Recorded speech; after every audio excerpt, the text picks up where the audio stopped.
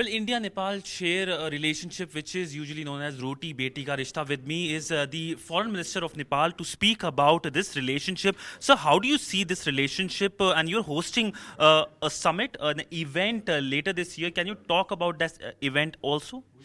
Nepal and India enjoy a very excellent bilateral relations, which is characterized by the open border, very enhanced level of people-to-people contact, sharing of the common culture, religion, and the values, shared values. And we are trying our best to make these relations in near heights so that it can incorporate the new aspect of the development and economic partnership so that the people of the both countries can be benefited. Yes, we are hosting the Sagarmatha Sambad in coming April.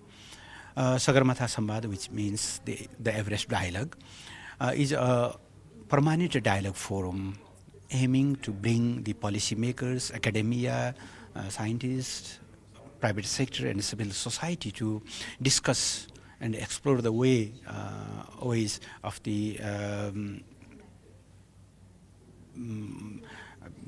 different ideas to address the common concerns we are facing now.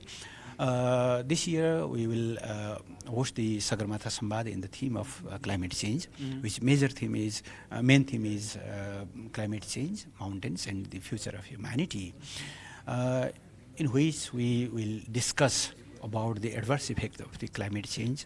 We will discuss about the ecological links between the mountains and oceans, and we will explore the new ways how we can address this very alarming challenge, because it is posing a serious threat not only the mountainous countries but the small island states as well, and almost all segment of the society has been affected by the climate change. So this event, so who all you have invited, and talking about in the region, have you invited the SAARC countries as well? Yes, we have invited all SAARC member nations, the nations of the Hindu Kush Himalayan region, that means including Myanmar.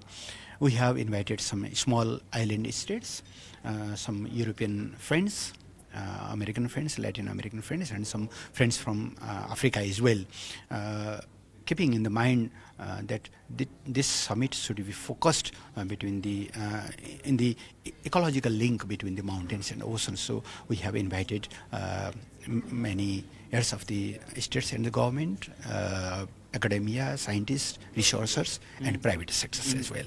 So you talked about India-Nepal relationship. It's a good relationship, but recently we have seen the Kala Pani issue being talked about much.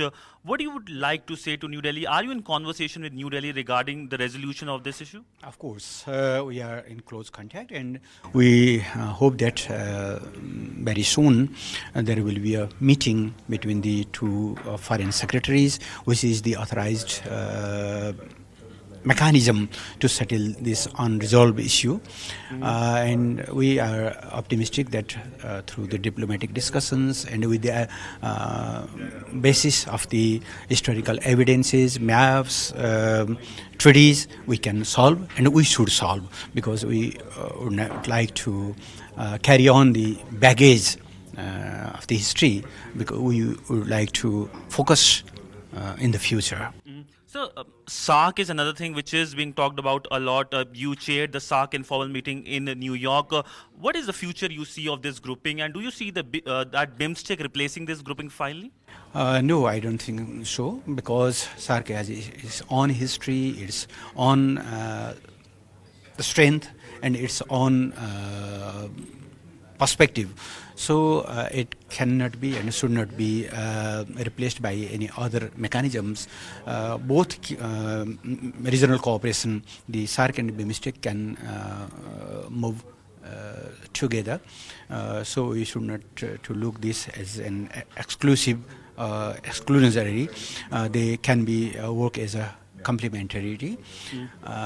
And though we all know that there are some problems, some misunderstandings, but we are optimistic that member nations will be able to explore the new ways of the mitigating the differences and to revive the regional cooperation, because without strong regional cooperation we cannot address the common problems we are facing now. So my final question, SAARC couldn't happen last time because India and among other countries said cross-border terror is the big challenge. How do you see this as a challenge in the neighborhood, in the region? Terrorism is a common threat to the global humanity. It is not a threat to a particular country, and we should have unconditional stance against the terrorism.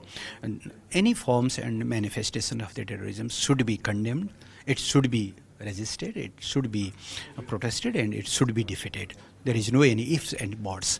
But equally important is to explore the new area, ways of the cooperation, because such cooperation can add the value in our struggle against, in our war against the terrorism. Thank you so much, sir, for speaking to WION. So that was the Foreign Minister of Nepal speaking to WION on a number of issues, whether it's SAARC, whether it's the issue of cross-border terrorism, with video journalist Sidhant Sibal for WION in Kathmandu.